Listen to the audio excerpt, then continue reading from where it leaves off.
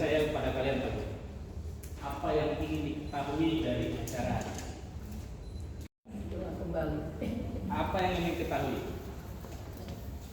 Silakan. Jawaban kalian mempengaruhi slide presentasi saya. Silakan. Kamu mau tahu apa? Gak perlu memperkenalkan diri. Mau tahu apa? Di sini saya pribadi dan ke Fakultas Kedokteran Universitas Indonesia. Oke, kamu udah di dalam. Jadi butuh apa? Sebagai mahasiswa. Baik, terima kasih. Oh, ini ada ininya ya, pangkatnya ya. Puskesmas, rumah sakit, klinik ya. Jangan lupa di FTV. Iya, dokter biasanya ada di FTV. Ya, lihat nomor 2 dan nomor 3 ya, dari kedua dokter ini. Ya, 2 dan 3 berbeda. Kita punya 4 program studi S2, 3 program studi S3. Nah, spesialis 1, SP1. Apa sih ini? Spesialis 1 itu lanjutan setelah kalian jadi dokter. Ya. Nantinya spesialis penyakit dalam. Ya. Setelah itu, ternyata namanya manusia ya. Banyak banget masalahnya gitu ya di tubuh ini. Kelas internasional itu adalah skemanya teman-teman kuliah di 2 kampus dalam 1 waktu. Untuk itu ijazahnya nantinya dapatnya 2 dari UI dan dari Mitra, ya. Tapi kalau yang reguler hanya dari UI saja. Kuotanya beda dan yang paling penting juga biaya pendidikannya beda ya. Nah, ini mitranya untuk kelas internasional. Kita punya 2 mitra di Australia, Melbourne dan Monash di Australia.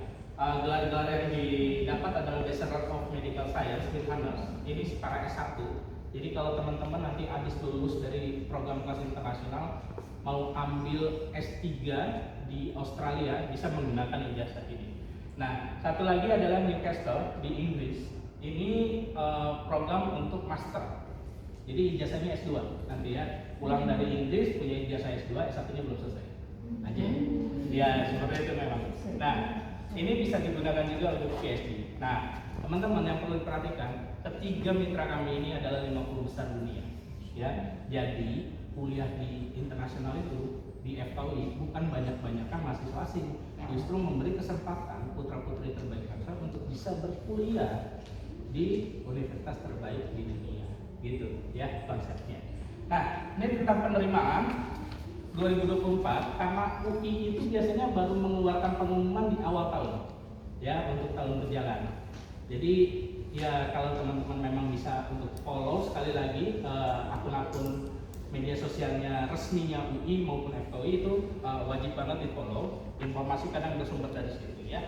Nah, yang ingin saya sampaikan di sini adalah bulan-bulannya teman-teman ya. Februari itu biasanya udah mulai jalur undangan ya, jalur undangan. Nih yang sibuk pihak sekolah ya, yang sibuk pihak sekolah mulai dari pendaftaran dan lain-lainnya. Nah, jadi pendaftaran tidak dilakukan oleh teman-teman sebagai siswa, tapi oleh pihak sekolah. Lalu UTBK, nah ini yang ujian tulisnya, pendaftaran oleh kalian ya, itu bulan Maret, April. Juni ini biasanya udah pengumuman. Ujiannya itu di April, Mei ya. Lalu ada PPKB, ini bisa ada, bisa enggak ya, saya sampaikan. Jadi teman-teman sebenarnya fokus di 2 ini aja dulu. Dan yang paling ini SIMAK.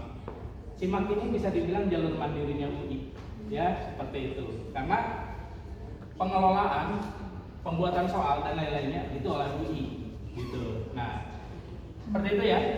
Maret, Juni, Juli udah pengumuman, Agustus proses pendaftaran ulang, ospek dan lain-lain, September kalian sudah jadi mahasiswa ya gitu, udah kuliah. Nah, ini untuk kelas internasional, sama ini di Februari. Jalur undangan istilahnya talent scouting, itu sama konsepnya, menggunakan nilai rapot juga. Lalu simak kelas internasional ya, seperti itu. Nah, ini yang sebetulnya slide utama dari presentasi saya.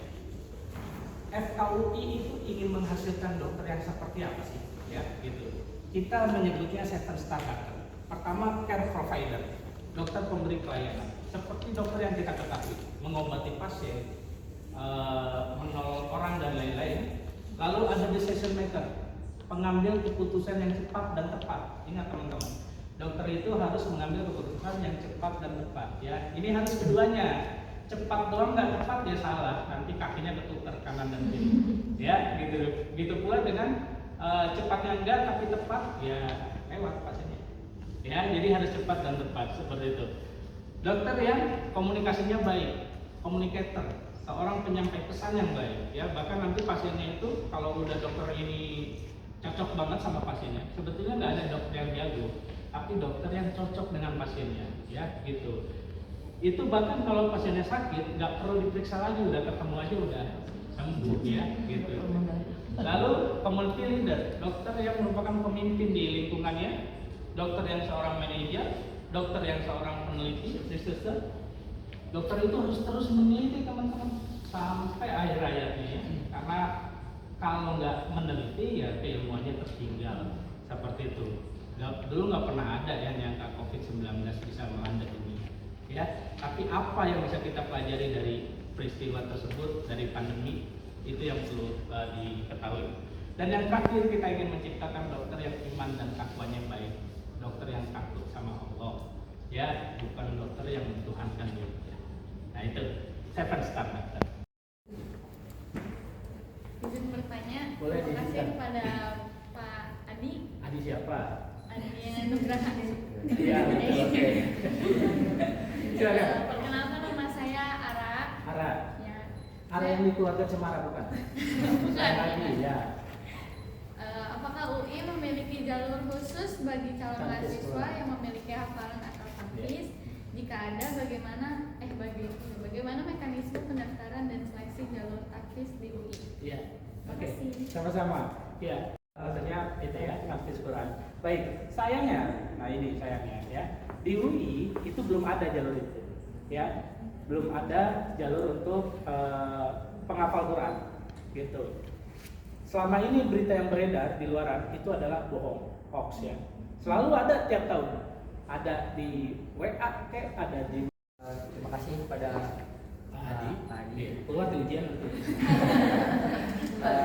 Saya Nafis. Di sini saya ingin bertanya.